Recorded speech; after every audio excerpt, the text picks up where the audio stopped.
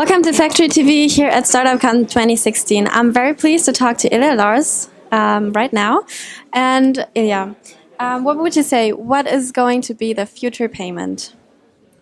Well, I think we're about to move into a very different world of payments and money. And I think that all traditional payments, including credit card, wire transfers, prove to be very inefficient for the new digital economy.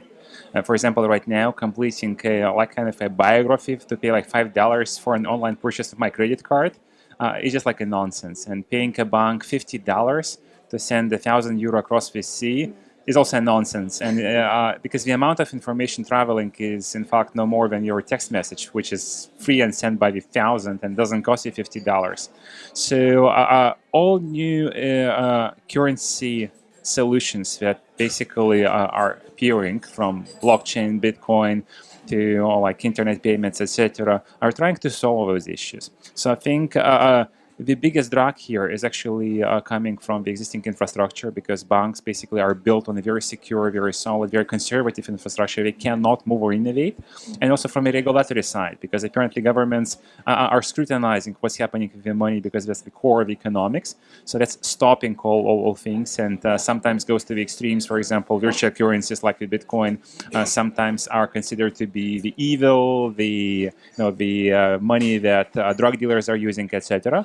So because of that, it will take some time, but on the other hand, it's unstoppable. So I think that TransferWises of the world and many new innovative companies will rise despite what the banks and governments are doing.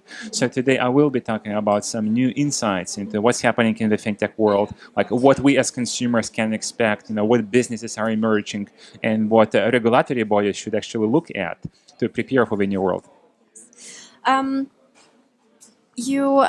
From the view from an investor, is there any startups here that you would be interested in? Well, I've looked around a little bit. Just a couple of moments. Yes, there are a couple, right? I probably will not tell the name, just doesn't mean anything. But there are two things which strike me immediately as an investor. One is I'm a little bit disappointed with how similar, like, all the different supposed to be ideas are. So it looks like there are just a couple of general ideas, like new social hiring platform, like new social network, etc. So the diversity of different unique ideas is actually pretty low. So it seems like everybody's kind of obsessed with the same thing, with the same. So I'm a little bit missing, those fundamentally new ideas. I've met a couple of those. So yes, there are some. Like, for example, I actually was pretty surprised to see a fragrance company that measures your reaction to different colors and pictures, etc., and picks your personal fragrance. Yeah. So it was kind of refreshing and new, like both metaphorical and physically. but the rest of the ideas were kind of similar. So that's a little bit disappointing. The other thing is, I think in Germany the market actually has a lot of challenges because it's pretty big. And I definitely do come from a Silicon Valley background, and the difficulty for markets like Germany, like France, like Russia, like China, is that the markets are big enough for startups to focus on the local market. And basically the experience suggests that local markets no longer exist. So you either build a global company like Facebook, or you don't exist after 5 years. So in a way, big market like Germany is sufficient for some startups to look at the Pfizer's perspective. So there could be like a local social network. It could be like a local Amazon. It could be like a local, maybe even Facebook for a while. Okay. But I think that's also challenging. So for example, right there, I didn't see a single presentation or a pitch in English. With all respect to Germany, for example, I don't understand German. So it was very difficult for me to even talk to founders.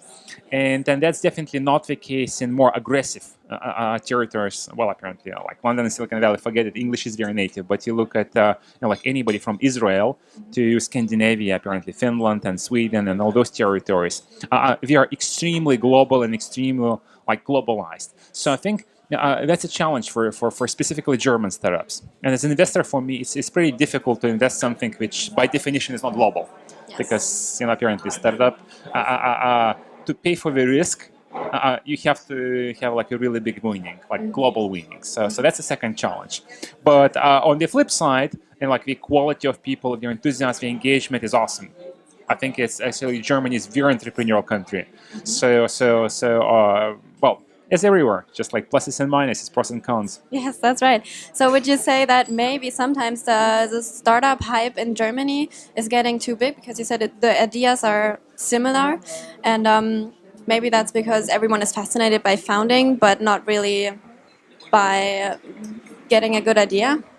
Well, I wouldn't say it's too big because I think that the innovation is coming faster and faster, and you do need more and more people involved in innovation.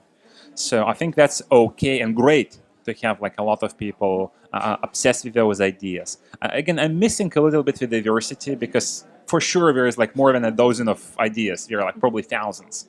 So yes. On the other hand, well, maybe it's a little bit difficult to come up with something truly original because apparently, well, like all founders, they read the same TechCrunch, VentureBeat, etc. So probably they follow the same like Twitter, etc. accounts, same bloggers. So probably it makes sense that they kind of gravitate around like very similar ideas. But that's maybe not that because the competition apparently brings out the best. Yeah. So yeah, it's just a process, and I'm pretty sure that the diversity and the quality and the quantity of people involved in innovation startups will increase. That's for sure. And definitely, like looking at events like that, they're just like not possible available 5 years ago. So just like look at the progress, and you definitely see the changes. And I think much more changes will be needed. How do you like the StartupCon 2016 so far? Yeah, I've heard that there has been like a little bit messy beginning, but things seem to be like gearing up a little bit. So yeah, it's my first time, and it's looked pretty impressive. And yeah, looking forward to having a keynote and then seeing what happens. Okay, well, great. I wish you a great day here at StartupCon and have fun. And thank you very much for the interview. Pleasure. Thank you. Thank you.